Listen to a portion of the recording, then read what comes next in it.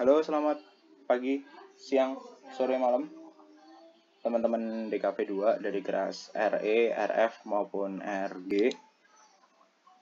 Kali ini saya akan buat video tentang materi ke sekian lah, 9 atau 10 saya lupa, terkait dengan GSM.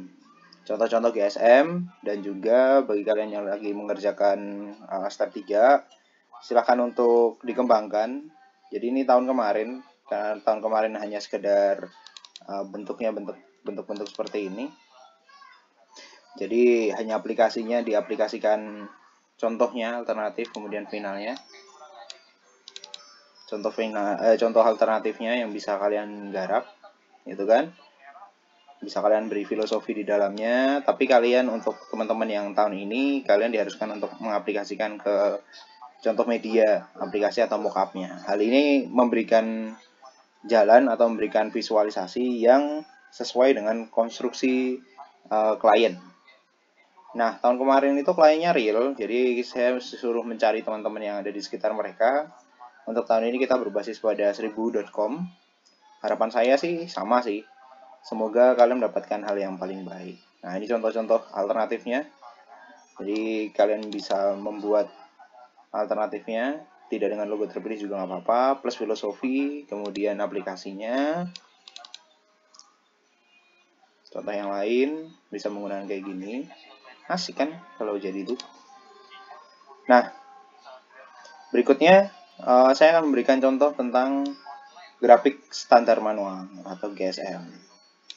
Nah, di GSM ini, contoh GSM yang bisa saya share ke kalian adalah contoh TA. Ini TA. Ada namanya brand guideline. Bisa merupakan brand guideline karena brand guideline ini biasanya memuat macam GSM. Jadi bisa kalian perhatikan bagaimana elemen-elemen visualnya itu senada antara satu halaman dengan halaman yang lain. Warnanya juga sama. Font yang digunakan juga sama, sans serif. Ini jamu Ibnu, saya akan pelan-pelan. Apa saja isinya? Ada bisa positioning, essence, promise, value, sama personality. Identitasnya bisa dibahas dengan inspirasinya, primary logo, sampai ke super grafik. Dan visual sistemnya yang diaplikasikan itu seperti apa. Nah, untuk yang TA Binus ini, dia membahas dulu tentang brandnya dulu. Positioningnya mau apa. Kalian sudah dapat mata kuliah yang lain, materi positioning ini, saya rasa. Kemudian esensinya mau apa. Ini yang saya bilang big ide ya, untuk beberapa, atau ide untuk yang bisa ditawarkan. Brand promise-nya seperti apa. Juga brand value. Kalian bisa pause. Saya hanya akan memberikan secara highlight. Ini brand identity-nya. Jadi inspirasinya bisa kalian garap seperti ini. Dari apa, kemudian bisa membentuk sesuatu logogram, logo type, warna, itu dari mana, kalian bisa jelaskan di situ. Kemudian namanya juga sama. Jadi untuk GSM itu bisa satu atas bawah atau di sampingnya, secondary. Itu yang disebut sebagai logo configuration atau penempatan logonya. Ada logo primernya biasanya menggunakan yang ini, yang jamu Ibnu yang atas, kemudian yang secondary-nya bisa sebelahnya. Dan hal ini sah untuk dilakukan asal diatur dalam grafik standar manual. Berikutnya ada clear space area, merupakan area-area yang ada di luar dari area yang tidak boleh ada grafik apapun. Kemudian ada minimum size. Dan logo placement biasanya. Logo placement itu menunjukkan logo ini akan ditampilkan di mana, contoh. Nah, ini yang penting juga, ada logo varian color-nya. Jadi warna-warna logonya itu bisa kalian atur, tidak hanya sekedar bentuk logonya yang biasa. Jadi kalian bisa atur dia mengharuskan warna apa, kalau dia hitam dan putih itu seperti apa. Kemudian berikutnya adalah logo incorrect use, atau logo yang tidak boleh digunakan.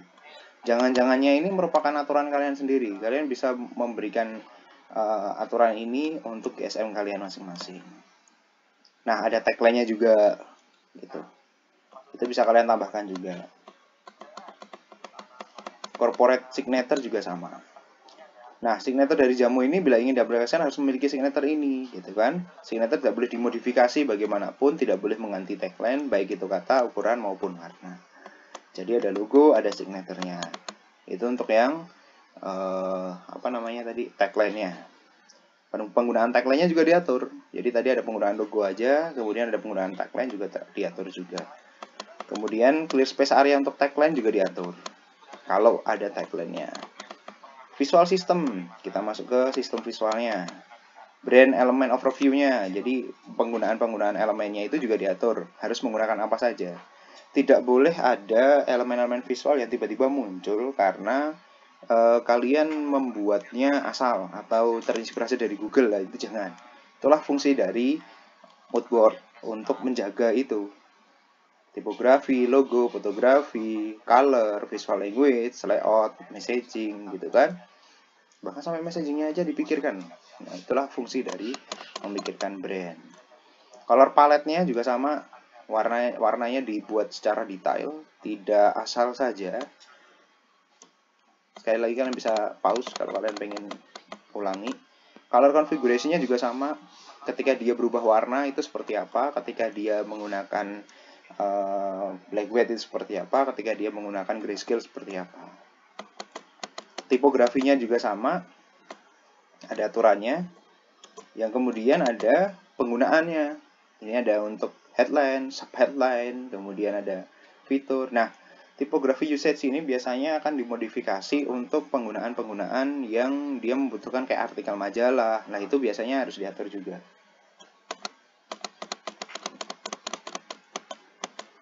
Super grafik juga sama.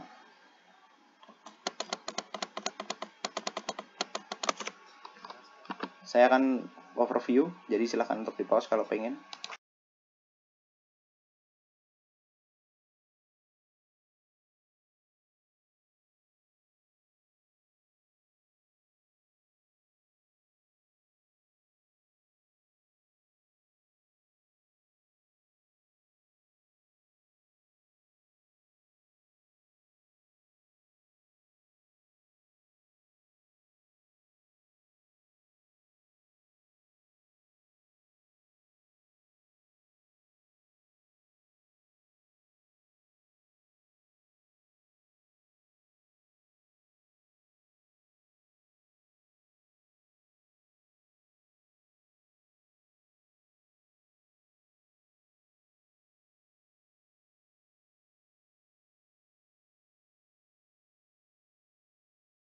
Berikutnya ada Aztec 33 kafein. Ini merupakan GSM yang dihajar di Unindra.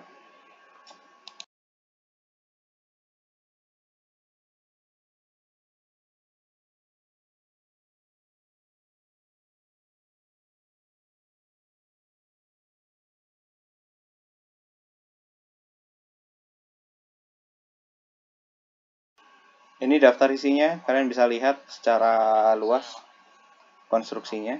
Ada apa aja, ada konsep brand identity-nya, profil perusahaan.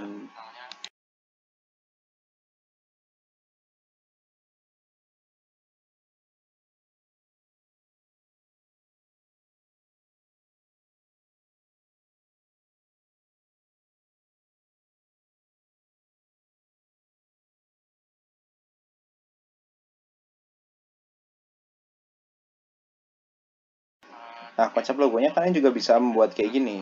Jadi, dari apa sih inspirasinya? Kemudian kalian juga bisa langsung tuliskan. Paling bagus kalau kalian bisa memberikan keterangan-keterangannya atau definisi-definisinya. Coba perhatikan juga identitas yang dibangun.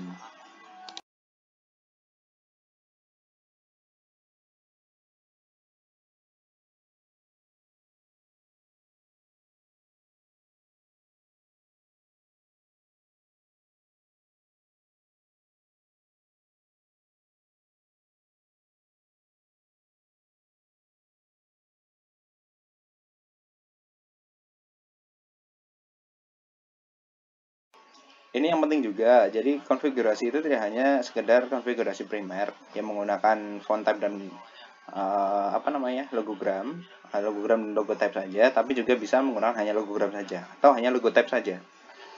Nah, hal ini merupakan antara konfigurasi primer itu biasanya konfigurasi yang sesuai dengan bentuk logo yang sudah ditentukan. Kemudian sekundernya itu adalah penempatan-penempatan dari logo yang mau menggunakan logo type saja atau logogram saja gitu. Kalian boleh mengatur itu.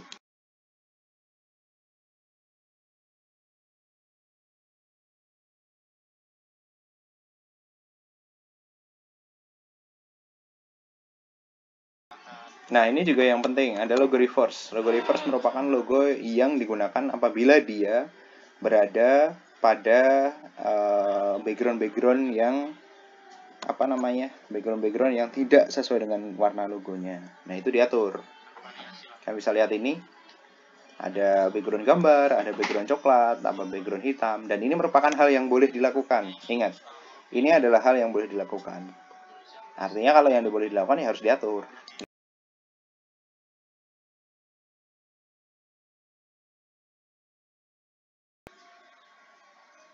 Akibat dari adanya logo sekunder dan logo primer, maka dua-duanya juga harus diatur. Seperti yang binus, yang jamu, itu juga diatur. Gitu, tagline aja diatur, gitu kan? Ya kalian harus ngatur itu juga.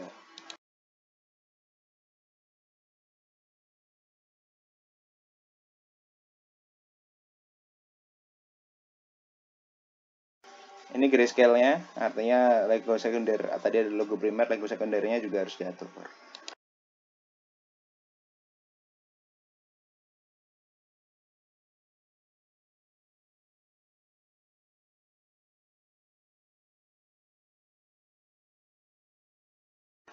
Nah, bahasa lain dari incorrect logo itu adalah penyimpangan logo. Jadi, bahasanya ini tidak akan saya permasalahkan. Tetapi justru keterangan-keterangan yang ada di dalamnya yang penting untuk disampaikan. Apa sih yang nggak boleh, gitu kan? Oh, nggak boleh dihilangi, nggak boleh diapain. Ada juga elemen grafis, gitu kan? Elemen grafisnya dibahas. Dan itu yang digunakan untuk yang bagian bawah. Kalau kalian lihat per halaman itu sesuai. Sama, gitu kan? Ada kesamaan. Nah, elemen grafis ini juga aplikasinya diatur juga. Dia harus menggunakan warna apa. Dan aplikasi media. Ini aplikasi media tuh sama. Kalau saya mengharuskan kalian untuk menjelaskan sih. Gitu. Menjelaskan ini artinya apa, kemudian di tempatnya di mana, ukuran berapa. Wajib untuk ditampilkan.